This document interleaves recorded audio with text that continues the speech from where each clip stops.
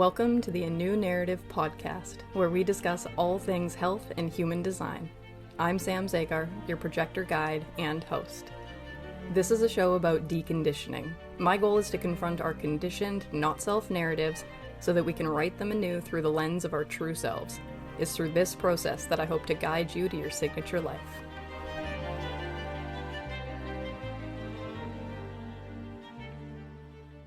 I'm in the studio. 6:46 a.m. It's Wednesday, July 24th. I have a topic I want to explore. I also, I want to say, forgive the voice. It's a little bit froggy, but this is the first conversation I've had today. So bear with me. Maybe my voice will change because of the coffee, or maybe the milk in my coffee will make my voice sound worse. Honestly, I don't know.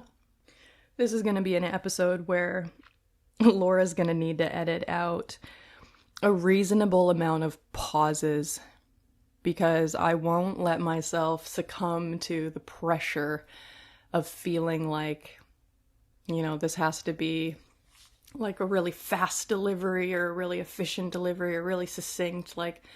I'm not coming here with, this isn't a message really for you. This isn't marketing. This isn't, I don't know what to call this. There are loosely probably 50 different directions that this conversation could go. Whenever I see so many different points that can be used to express something, there is a bit of overwhelm in going, well, which point do I pick? Which one do I start with? Which one do I prioritize? I want to expose you a little bit to how messy just even trying to record a podcast can feel. How messy trying to do anything can feel. This podcast is called A New Narrative. Somebody reached out the other day and they were like, I've been listening to your podcast for a while, but I really just registered why it's called what it's called. It's about writing new narratives. Narratives that are true for each of us, not true for all of us. We have personal narratives that really are dependent on personal mechanics. So sometimes I feel like I have these really incredible things to share, and then immediately afterwards I'm like, well, who does this apply to? Who's the rule for this? Who's the exception for this? Is this overly generalized? Is it overly universalized? Sometimes I think having 6 qualities, especially innocence, motivation for the mind, in many ways it's I can attach certain 6 qualities to some of these feelings of being ADHD, in that I always feel like there are so many points of awareness that I'm trying to keep track of. And as a 6, there is this quality of being a witness, of observing the things that are happening down below. You're up on the roof and you're watching everything that's going on underneath you. In many ways, one of the challenges with being 6 or innocence motivation is that you are exposed to so many things. You see so many things. And my whole life, I always thought that there was hierarchy to everything. So I thought that everything that you saw could always be arranged in order from best to worst, to most accurate to least accurate, to there was always a way to strategically organize the information in a way that says this is better than this. It's interesting because in that little awareness, I can see how I can apply this to transferring from innocence to desire, transferring from the 6 to the 3, because the 6 in many ways has to maintain this awareness of everything down below, but without choosing something. In many ways, the choosing of the something is saying, this is the one, this is the best, this is the way, and this is the one that I want to give you. It feels desire-ish in that as soon as I grab one thing and I go, this is, this is the way, this is the best one,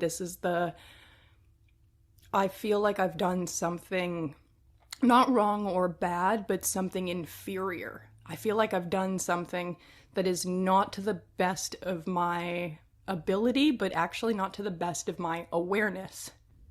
And recently I'm feeling like I'm not coming to an awareness, coming to an acceptance of this awareness. And acceptance is another 6 quality. I feel like I'm coming to a level of acceptance about some of the things that I've become aware of. And the acceptance of certain awarenesses is changing a lot of my behavior because it's part of the deconditioning process that's going on, and deconditioning is changing the behavior. But I think the question maybe is, what are the behaviors to change? What are the awarenesses? And this is where human design is the best, because it's so specific for each one of our mechanics. How we do everything is so differentiated.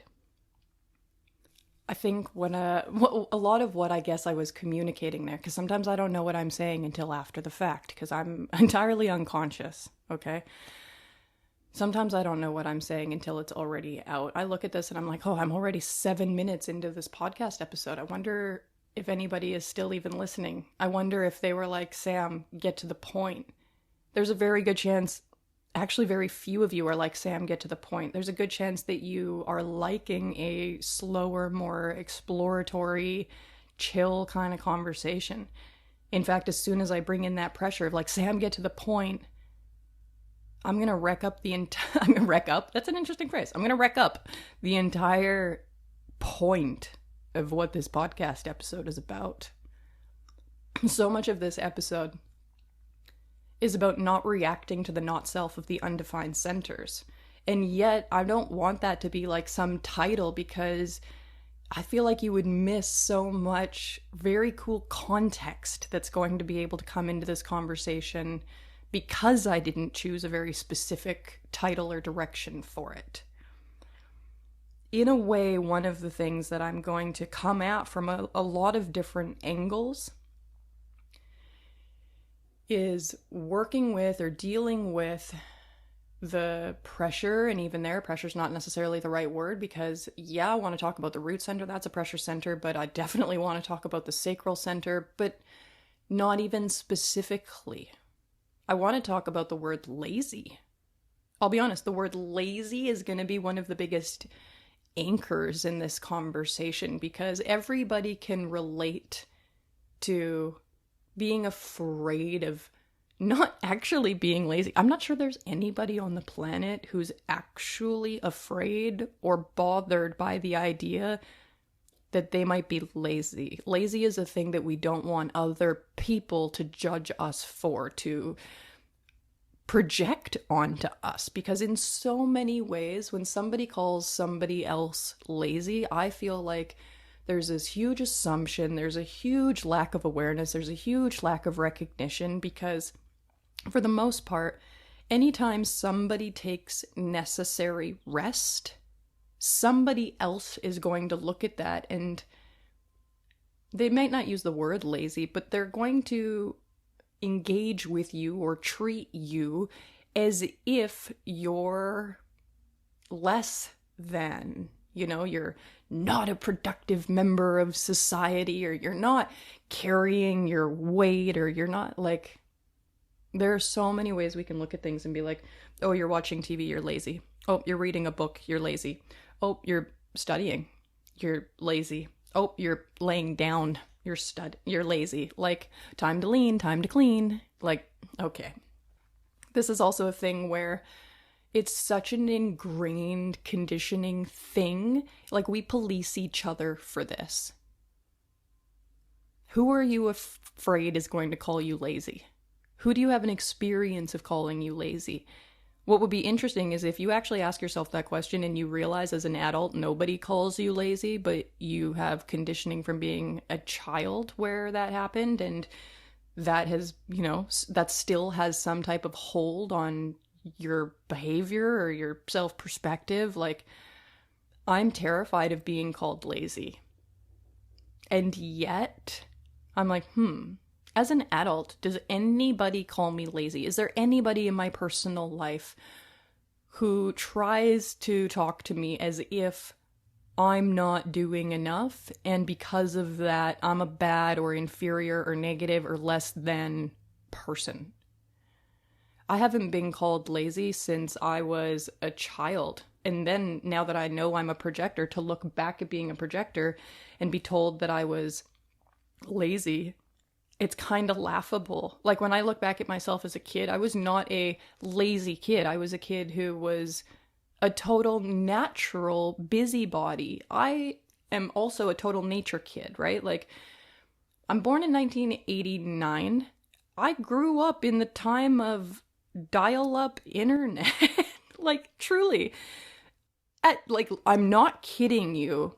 To this day, the internet is choppy at my dad's house. Like, you gotta put your phone in the right window to get the right signal to get a text message. My grandparents, my dad's parents, they got a computer for the first time, like, within the last year. I did not have a, like, lay around and watch TV necessarily kind of childhood. I didn't have a scrolling the internet. I didn't have a scrolling social media childhood. Some of my favorite things I've ever done, some of my best memories, are going into a forest and taking, like, the pine boughs and using them as brooms to, like, sweep all the needles off the floor, the pine needles off the floor, rearranging the moss to make it like a comfortable bed, picking up all the rocks and creating, like, borders between the roots of the trees to, like, here's the kitchen and here's the living room. You put me in a creek with rocks, I'm gonna move rocks, I'm gonna turn them into little pools and stuff. If you ask me, like, Sam, what are the kinds of things that you do where you genuinely feel comfortable, regulated, content, happy, peaceful, calm, relaxed? Like, if you think about all of the sensations your body can feel that make you happy to be alive, what does that stuff feel like? And when in your life have you actually experienced this? Now, I can look at so many things and I can have so many counterpoints. That really takes me back to that's a 6 quality. God, it might just be an ADHD quality. But I can see so many things around each thing. I have, like, words or phrases that will drop in, and I know that they're meant to be used to help me talk about something in the future, but I'm not entirely sure what it's supposed to help me talk about. Like, one of the things that keeps dropping in is 2005.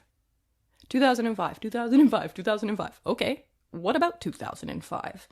I'm like, I graduated in 2006. In 2006, I graduated technically from the end of grade 11. I was 16 years old. What was I doing at that point in my life? When I think about being very comfortable, being myself, being very regulated, at that point in my life, I was watching so many, like, independent films, foreign films. I want you to understand, this is the point in time when you could still go to the video store. It was an enjoyable experience for me, an enjoyable pastime I'm sure many of you can relate to. To go to, like, Blockbuster, and don't get me wrong, I was like, ugh, Blockbuster, it's like 50 of the same Hollywood title.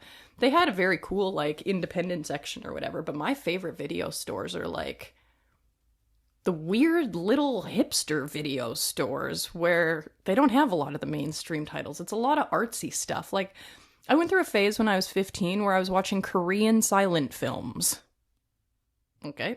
Like, I liked being exposed to the world in a lot of different ways. And I liked that things weren't perfect. I've never been drawn to perfection. It has always felt entirely unattainable, entirely unrealistic, entirely out of reach. I don't feel like I had parents that demanded like a certain level of like, the house needs to look this way or we need to look this way. Like, there wasn't a lot of like polished upper class type lifestyle. There was a lot of like I was a farm kid. For me, perfection is like, well, I think it's still actually something I'm trying to define. And in many ways, that could be a lot of what this conversation's about. Like, what are my perfect moments? I have clients who are desperately poor, and I have clients who are disgustingly wealthy. Interesting to pair all of those words together. Part of what has been incredibly interesting for me to witness, and I think this job has given me a lot of access to this, which has been really good for me. I've been in conversations with people that at some point in my life I would have really looked up to, would have really idolized simply for their financial status and abilities. Because what that represents to me is that these people are not in survival mode. I always thought that when people had a lot of money or they were very, very well resourced, that they were really happy because they didn't have the kind of stress that other people did. I don't think that's true. In fact, I think like once you get into this kind of like loop of making more money, buying more things, wanting more things, knowing that you can make more money, wanting to challenge yourself, like having a next higher goal and a next higher goal and a next higher goal.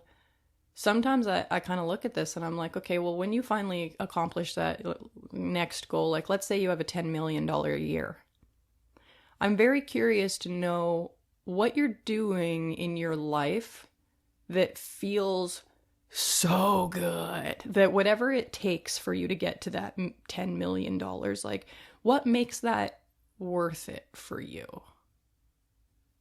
Now I can recognize how some of this is an ego-based conversation. But what makes it worth it? What makes it valuable?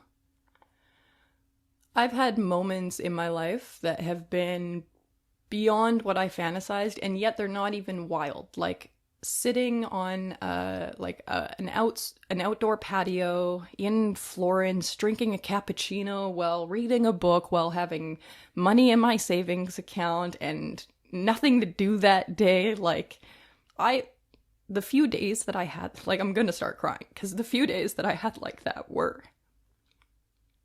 so beautiful, so incredible. And yes, I would strive to work to be able to do that more or more frequently. But I also know that there's a level of significance to that because it was so different from what my whole life had been up until that point. If you gave me the ease and access to live my life like that all the time, I wonder how quickly the novelty would wear off. You know, I might desperately want to go to Italy, but I might spend 3 weeks there and desperately want to come home. In the moment that you want to leave Italy and go home, that's the moment of like, whoa. Okay, what really matters to me? What really feels important? What really feels the best? You know, I have, in many ways, the question of knowing when to not even work. There's a question of like knowing when to do. It's like I'm trying to make this as vague as possible. When to do, doing in quotes, doing in general. When is the time to do? And when is the time to not do? And even that I don't like, because when I think do, I think like be in a physical activity, and then I think not do, and I think like maybe you're reading, but again, I'm like, nope, reading is doing. And so again, I'm like, careful, Sam. You can go 1,000 different directions. You can really get into semantics. You could really lose things. What's the point of this?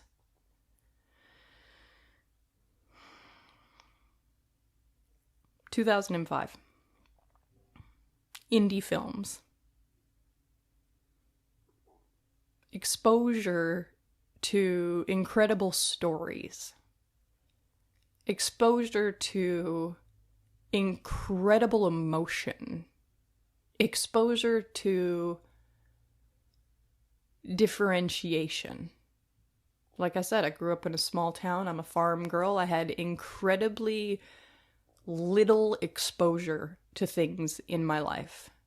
I also want to acknowledge the fact that for how little exposure I had to things, I've never, ever been someone who is like closed-minded or intolerant or like where I'm from, northern BC, there are a lot of First Nations people. I witnessed variations of racism growing up that even if at a young age, maybe I didn't know that what I was witnessing was something called racism, I was very aware that what I was witnessing was wrong, was unnecessary, was uncomfortable. Like, I've always had a very, very good moral compass in terms of like how I think that other people should be treated. I'm not a cruel person by any means. I will say, like, you know, there are adults that fucked with me throughout my upbringing who, if karma ever gets them, I'm gonna have a real big smile on my face. But I'm not going out to get them myself, you know what I mean? I'm not a cruel person, but when justice is served, I'll probably have a smile. Early 2000s, they don't... It's not like this is a point in time where perfectionism wasn't a thing, because I'm pretty sure this is when, like, the Housewives shows were created. Perfectionism is absolutely a thing. Perfectionism has been a thing, honestly, I think, like, throughout all of time. So for me to try and, like, call up, you know, early 2000s, it's probably not significant for anybody but me. And yet my mind consistently kind of goes back to this time of seeing these, like, indie films where it's not just about how much money people are making or how rich they are. It's not just about their style or, like, what they own or what they wear or what they model. There weren't influencers back then. There wasn't this, like... There was a level of fakeness, for sure. But there was certainly not the level of fake that exists now. Like, we live in a scary, scary time of fake. We live in a time where, like, in many ways, it's like, you actually have to ask yourself, like, is that real or not? Is that story real? Is that person real? Is that video real? Like, it's so hard for me to trust any information anywhere ever because I rarely get to witness anything firsthand. So much of what I know about is like this telephone chain of social media, like it's information coming down the line, but I don't know how to trust it. I don't really trust anything anymore other than my own authority. That is also, again, like one of the things that I'm coming to, like, why do we do what we do? There are a million conditioned reasons why we all do what we do. And yet the only one that I'm aware of right now that actually makes any sense is because our authority was like, yeah, I'm cool with this. If I don't do anything unless my authority is like, yeah, I'm cool with this.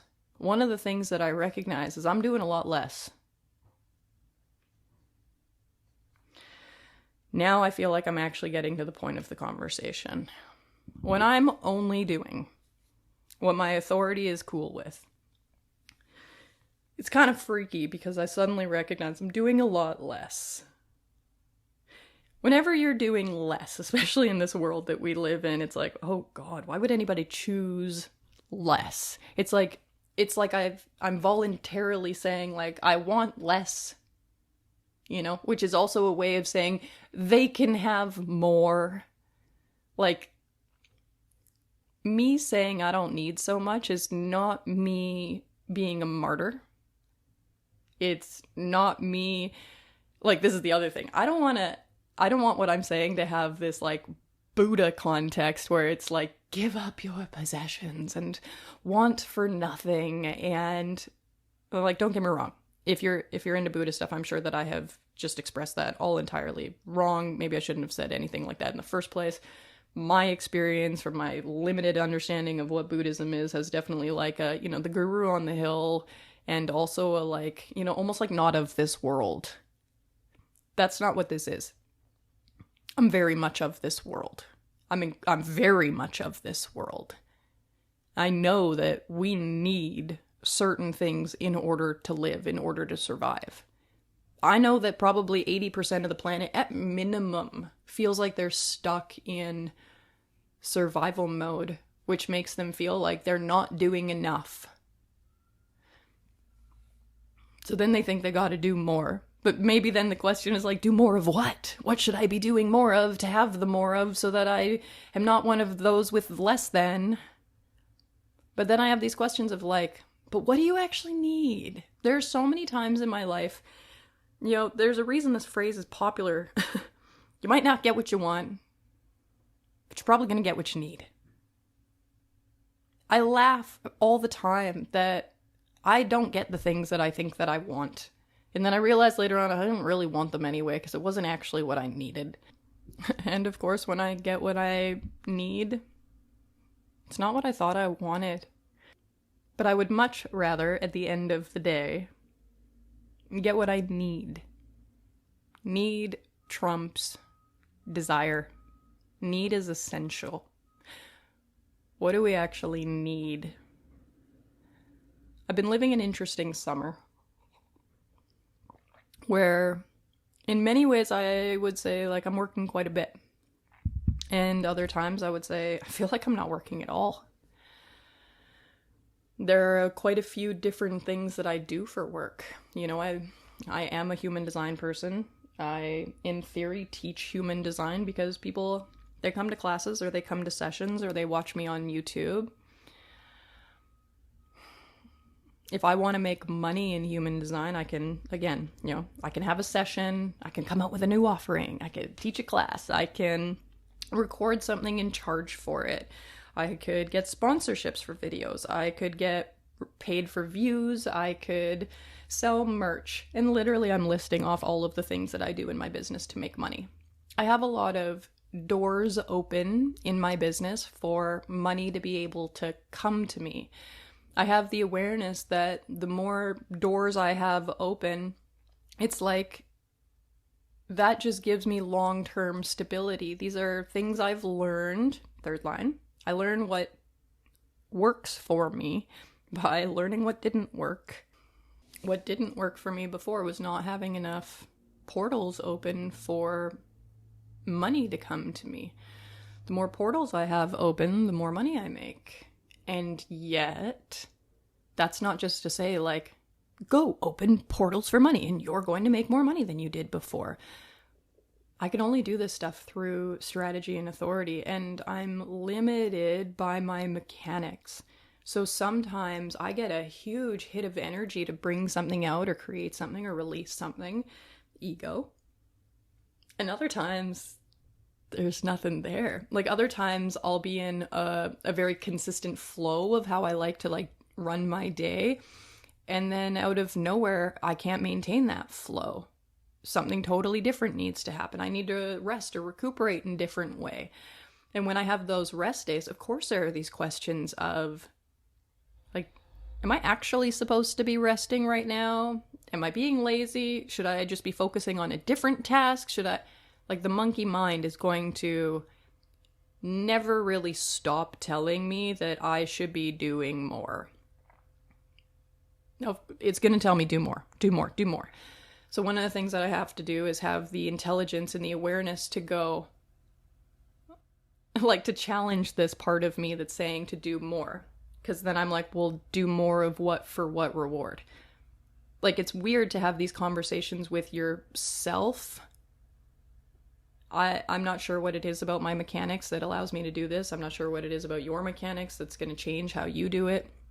But I have like devil's advocate kind of conversations with myself because I'll realize there's a conditioned thought, but some part of my brain goes, hold on. We heard that, but we don't agree with that. So we're not going to act from that because it feels mindless. It feels unaware.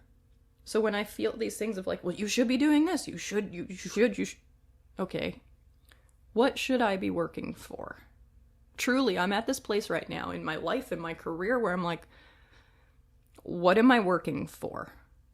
And it's not a question of like, I don't know what I'm working for. It's almost a question of like a conditioned, like, what does my not self think that I'm working for? What does the homogenized world think that I'm working for? My first answer is probably a very like a splenic answer in many ways, a third line answer, or maybe it's a conditioned answer. But what I'm working for right now and every other day is to not be in survival mode. What that actually means is what I'm working for each day is a level of comfort, predictability, stability, and trust in myself and my gifts and my reputation and my system that I'm going to be able to get from day to day to day to day without being at risk. There are many people who are truly, truly at risk day to day to day financially. But if I'm really honest with myself, am I one of those people? No. I don't have a lot of money in my bank account. I never have a lot of money in my bank account. I consistently kind of invest that money back into my life.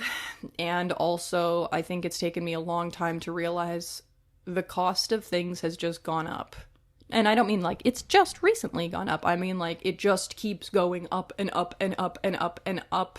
And it's something I know people my age complain about, especially to people older than us, about like, whoa, we really cannot do in this life with resources what people prior to us were able to do in this life with resources. You know, for my parents to buy a house versus for me to buy a house 20 years ago, that's a big difference.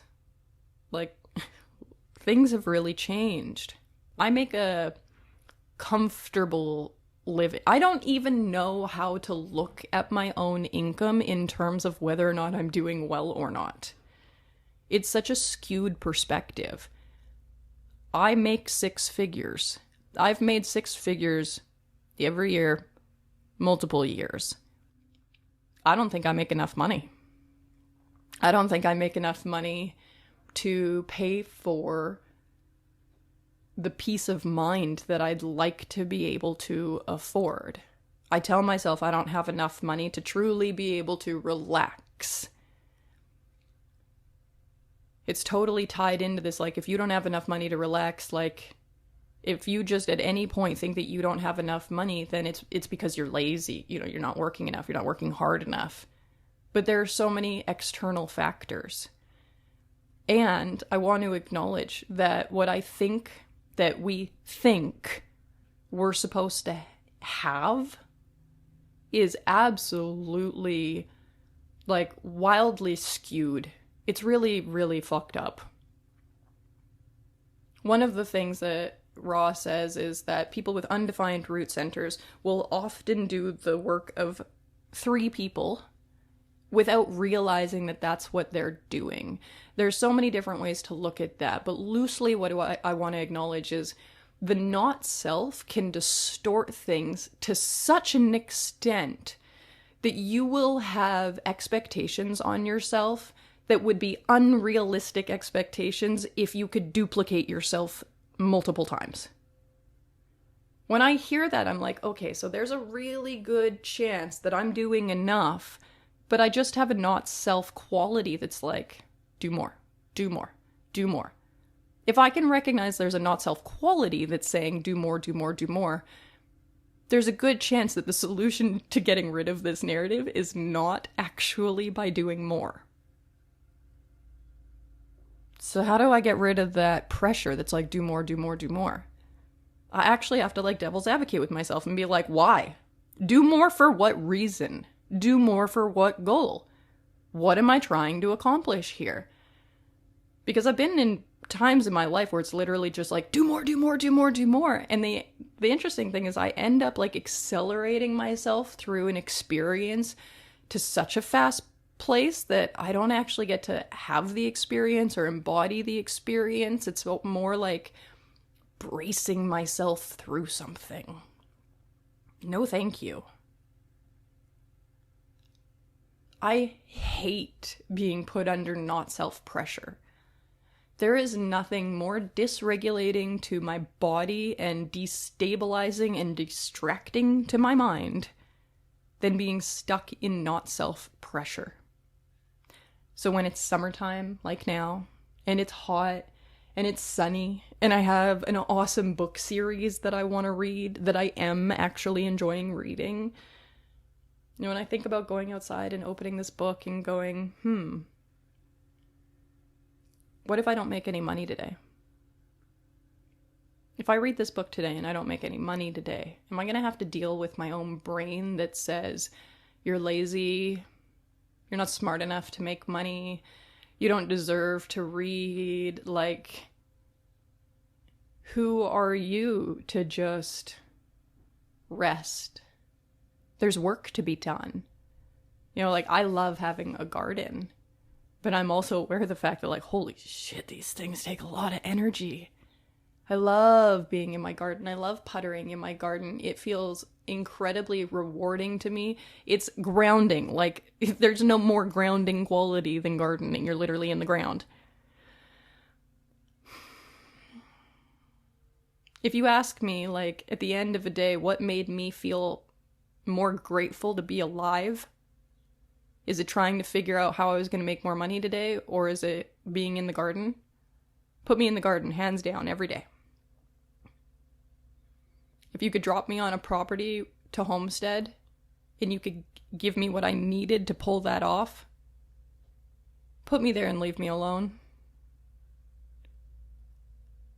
What would be so curious to me is, if I didn't rely on the money that I make from human design, would I work in human design? You know, right there I'm like, Sam, you're a child. And truly, I'm like, you want to be a child, and not in a negative way. Like, I want to be a child. I want to go back to the forest, to dust the floor, to lay out my rocks, to make my perimeter. But I want to do it in this adult way where, like, what I make actually is like, you know, it's not a fake house, it's a real house. And yet at the same time, I'm like, Sam, you're not going to build a house. Like, is there some other not self quality in your mind right now that's like, you should sell your house and buy a property and homestead and get those sheep and get that greenhouse and get that? And I'm like, oh my God, if you made that life, the amount of things that you would have to do every day just to survive. There's that survival challenge again. But there's a peacefulness to it. I can't ask myself, like, what do you want? And then have this, like, pre-constructed goal and then try and achieve it, because I also have this awareness that there's a good chance I could create something, get there, and realize it's not actually what I wanted, and I'd get to some new level of awareness, and I'd have some new goal and direction. And even hearing myself say that, I'm like, ooh, deconditioning is exhausting. Life is long. Like, I can think about certain ways to live life where it doesn't feel attractive or appealing to want to live a long life. I can see how things can be struggles, challenges, depressive, melancholic.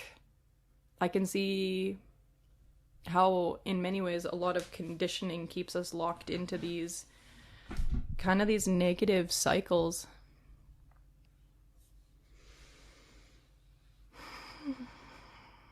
I'm consistently wondering how to feel good. How to feel good. How to feel comfortable. How to feel regulated. I'm consistently wondering what people actually want. If I asked 10 different people what they want and they gave me 10 different answers, would I be able to find some common ground underneath all of their answers that talks about what they actually want?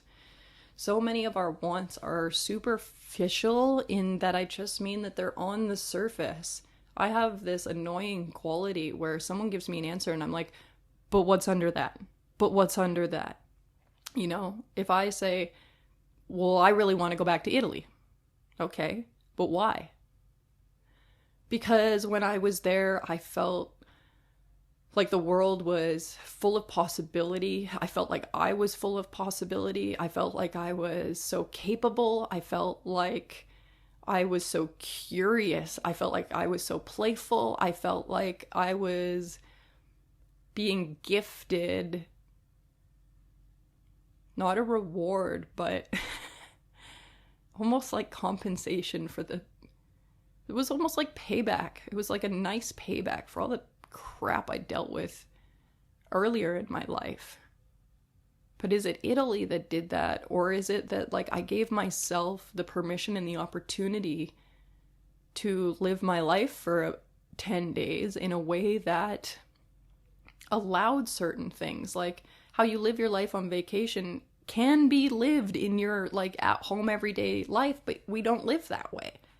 You know, if I'm on vacation and I'm like, oh, because I'm on vacation, I'm not going to work as soon as I wake up. I'm going to wake up and I'm going to wander down to the cafe. And then I'm going to get some, you know, go to the market and get some groceries. And then I'm going to come home and then I'm going to read a book. And then I'm going to... But what if my life is like that? What if I don't have to be in Italy to live like I'm in Italy? Like, don't get me wrong, I know.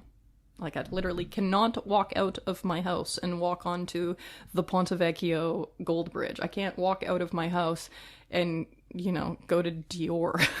Like, there were very, very cool things I could do in Italy that I couldn't do here, you know? But I also know that there were times where I'm, like, in my bedroom reading magazines or scrolling the internet and I come across a Chanel product and I'm like, oh, I would love that. Like, that's something I want to experience. That's something I want to work towards. So then I try to make a level of money so that I can buy these really cool designer things. And then I buy some of the designer things, and some Chanel stuff I absolutely love. I'll be honest, I have quite a few Chanel things and quite a few of them I really love. But I've also bought certain Chanel things where I'm like, this is stupid. This is not worth what I paid for this. This is crap. Like, if I had unended money and could buy anything designer I wanted, there was a Dior purse that I really liked. It's beautiful, it's floral, it's like a $5,000 little bag. It's so feminine, so cute. But there is not anything in me that is like, I'm gonna work for this money so that I can get this Dior bag, because when I get this Dior bag, it's gonna make me feel insert blank. I've been very poor. I've also had times where I've been incredibly comfortable. And having the ability to spend my money differently and then just see what that feels like, it was a very cool experience, but it's not necessary for me to continue having those experiences. You give me a ton of money. Like, if I won the lottery right now, what I would do with that money is put so much of it in a savings account. My mental health has never, ever, ever been better than when I have a lot of money in a savings account. The more money that I have to buy time, that's my favorite resource. Time is my favorite resource. I love to buy time. If you know about how my divorce happened and how my home happened, you know that I buy time. When I got divorced, I didn't ask for spousal support, and I didn't ask for child support, and I didn't ask for the home. I asked for, like, nothing. My divorce was rejected because the courts were like, you can't ask for nothing. There are no provisions for you or your son. And so I had to get a lawyer to basically make sure that I was aware of the fact that I was giving up resources. And my lawyer was like, I just cannot advise you to do this. But his awesome compromise was, he said, let me buy you time. Rather than ask your ex-husband for money to help you get by, let me say that he cannot ask you to sell the house and move out of the house for 2 years, because 2 years would allow me to build my business and my self-employment history. You need 2 years of self-employment history and 2 years at a financial level that qualifies to be able to take over the mortgage. So when I took over my mortgage, my business was 4 years old at the time, so of course it was established, but I didn't have 2 years of making so much money. Or sorry, I know this is getting a little bit confusing.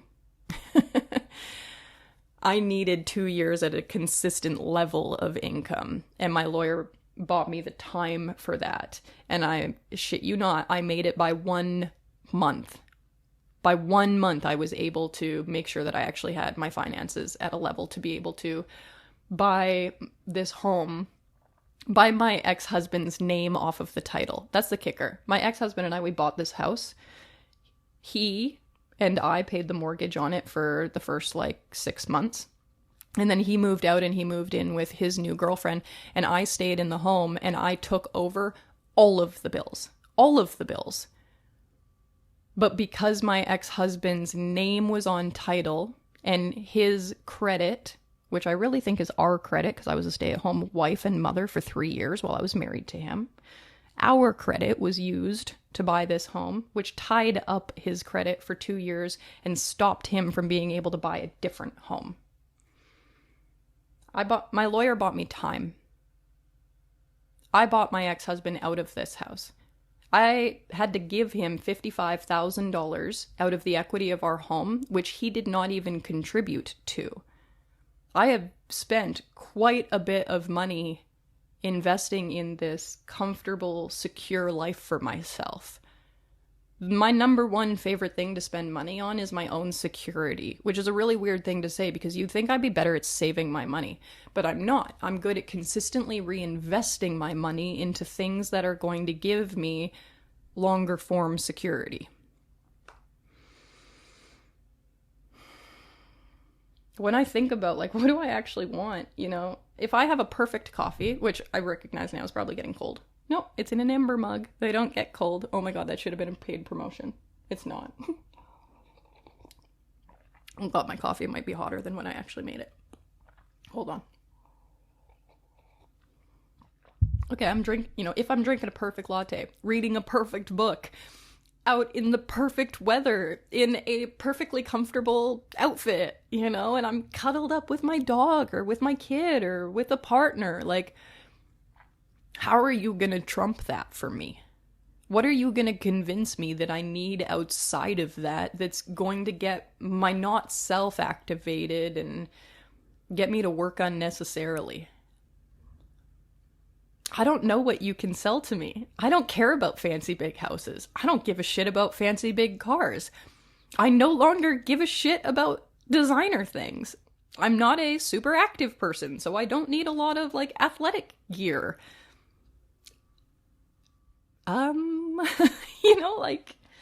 What actually feels good? It's weird. It's I want to say it feels good to be in a 2005 indie film. It feels good to be myself. It feels good to know when enough is enough. It feels good to not be in a rush. It feels good to not be, using my income to generate my self-worth. It feels good to not be in survival mode. I am not a willing participant in hustle culture. I am not a willing participant in do more, do more, do more, do more, do more. I am not a willing participant in thinking that I'm lazy for doing things that regulate my nervous system. I am not a willing participant in trying to maximize the output for all the times that we're awake. I am not a willing participant in the idea that we're all competing with each other. I am not a willing participant in the idea that there isn't enough for me. I'm not a willing participant in the idea that I need to have more than somebody else in order to have enough for myself because there's a belief that there just isn't enough. I'm not a willing participant in the belief that I'm not enough unless I'm doing more. I'm not a willing participant in the belief that there's only one right answer and we all have to fight until one of us is deemed the most brilliant, the most intelligent, the most correct. I'm not a willing participant in thinking that we all have to have something to say, something to contribute, something to offer, something to prove. I am a willing participant in playing with my own mechanics. I am a willing participant in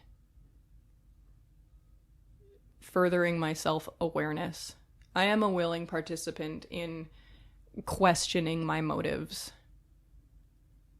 I am a willing participant in trying again and trying again and trying again every time I learn what doesn't work. I'm a willing participant in the pain of deconditioning. Again, sometimes getting what you need isn't pleasurable or comfortable, but it is what's necessary.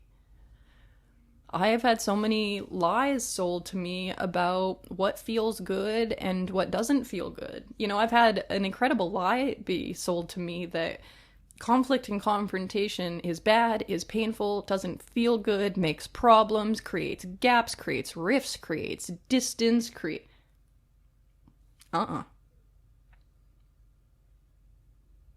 Conflict and confrontation can be one of the most pleasurable things I've ever experienced in my life.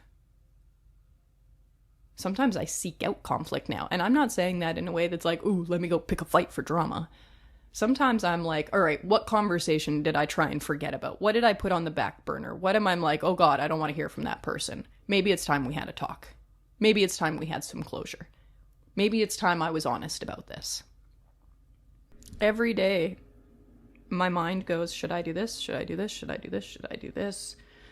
And there's always a reason behind it. When I wake up this morning, it's like, well, should I start by reading a book? Should I start by recording a podcast? Should I start by going and watering the garden because it's really, really hot out? Should I take Neo for a walk? Should I go have a shower? I have the luxury and liberty at this point in my life to have a schedule that is entirely of my own creation. I actually have the ability to say, like, what do I want to do in this moment? I'm entirely autonomous and responsible for myself, my time, my schedule. Sometimes it can be a little bit overwhelming to be like, whoa, like the whole day is open. The world is my oyster, so to speak. If I don't do something that feels like it's gonna make me money, then I feel this threat to my survival. And yet, I have also worked from a place of like, okay, this can make money, and this can make money, and this can make money. Like, I have spent times in my business where I'm like, oh, things are slowing down a little. So I'm going to come out with 4 new classes and 12 new types of sessions and 6 new products in the store. And I come up with all of these ways that would, quote unquote, generate me money. Doesn't mean people buy them. Doesn't mean they sell. Doesn't mean anybody wants them. You could spend a whole day being like, how could I make some money? And none of it could be profitable. I've had some really, really shocking and interesting moments in human design where my brain is like, you have to work to make money. And then this other part of me is like, is that true? Anarchist mode, activate, third line profile. So I will go through these phases of being like, what if this is not self-conditioning that says I need to be doing this to make money? What if, projector, success signature, if I actually know my system and I'm actually recognized and invited, then I'm actually compensated in a way where I'm resourced to the point that it doesn't matter that I'm a non-energy type. What does that life look like? If I'm successful to the point where it doesn't matter that I'm a non-energy type, what resources does that mean that I got access to? And what's the difference between resources I need and resources that the not self says that I should have? That's such a big question for me. What do I need? What's healthy for me? What's good for me? What's enough for me? Versus, what's everybody else tell me that I'm not enough until I have this? What does the world want me to spend on? And what is the result of spending my money on that?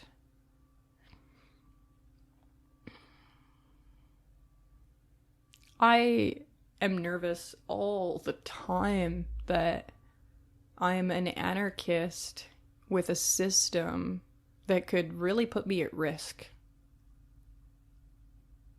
I'm never fully confident in this. I'm never fully confident in anything I do, because I honestly think you have to be pretty fucking arrogant to be totally confident all the time. I got a healthy, undefined head. I'm like, we don't know.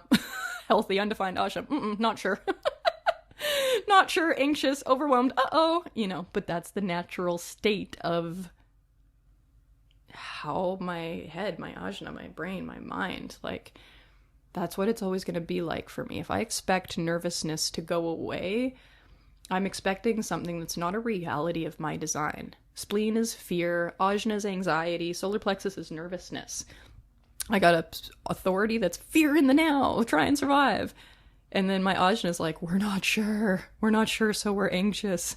And then my solar plexus is like, whoa, so many different feelings all the time. We're pretty nervous.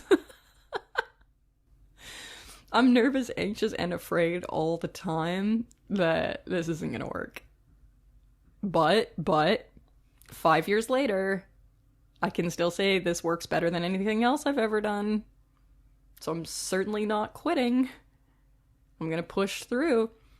I'm pretty sure there's a level that I haven't hit yet, that when I do hit that level, I'm going to giggle cry, because I'm going to be like, I knew it was real. It's like finding magic. That's what it feels like.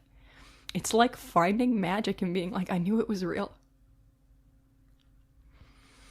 And it really does feel like working with these invisible energetic forces all the time, where you're like, I'm pretty sure I'm manipulating the magic the right way. I'm pretty sure it's real.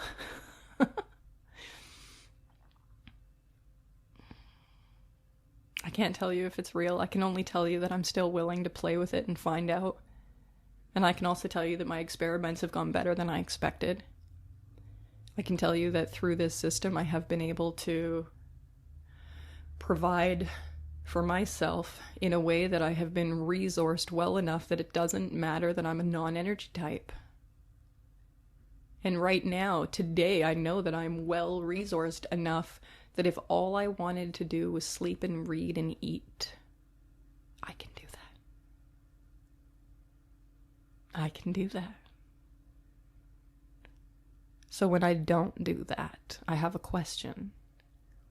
Is it because that's not what's right for my energy today? Or is it because I'm, am I, God forbid, am I being lazy if I relax? Am I undeserving of that? No. My ego knows when to rest. The way that my mechanics work, my ego, not even that my ego knows, I'm unconscious in it. It's not even that my ego knows, it's that I've observed this happen enough times in my life that when the moment is right, what comes out of me is so fast, it's so clear, it's so efficient, it's so effective. It doesn't really require me to think about it, and it doesn't require me to spend a lot of time on it. So if I'm overthinking or spending too much time, I'm likely trying to do something that is not self-based. And if I'm doing that, then I don't need to be doing anything. I need to go back to waiting. And preparing. If laying down and reading and napping all day is me reading and preparing and studying to be better at my system, to be more intelligent, to be a better guide, that's actually the thing that's going to get me what I need next. Not necessarily the thing that's going to pay me enough so I can buy the thing that I think that I want. That's very different. It's going to get me what I need to be resourced next. In many ways, I feel like I could keep going, but I think an hour is probably enough. And honestly, oh my god, it all just ties in so well to the conversation. I know when enough is enough. I could keep going. But for what point, for what intents, for what purposes? I've done enough. I've said enough. I've shared enough. And I'm going to trust that what has been captured here is exactly what someone in my audience also needed to hear. And they needed to hear it through somebody else's lived experience. That's so much of what I get to provide for people. Third line trial and error. Role model experience. I am consistently amazed, shocked, blown away by the amount of recognition that I get from people who talk about how well I explain things, because I feel like I trip over my words all the time. So I know that even though I might think that I'm not doing a good job or struggling with something, my audience is always getting something of value from these conversations because they reach out to me to let me know. If I didn't consider what people were saying to me, I probably wouldn't have been able to do this for very long because my own insecurities would have trumped. I would have thought that I wasn't actually offering anything of value. And yet I'm consistently reaffirmed that I'm offering something of value to people. I need to recognize that. I need to recognize how often people are telling me, thank you for sharing this. Because that truly is one of the things that motivates me to continue to do it, is just knowing that there's something that has been a part of my own organic lived life that without me needing to effort has been of a benefit to somebody else. That's just wildly, I love how efficient that process alone is. Enough is enough. I've said enough. I don't need any more attention from you today. I love that you've been here with me. I thank you. And I'll be back with you probably next week. I'll see you next time.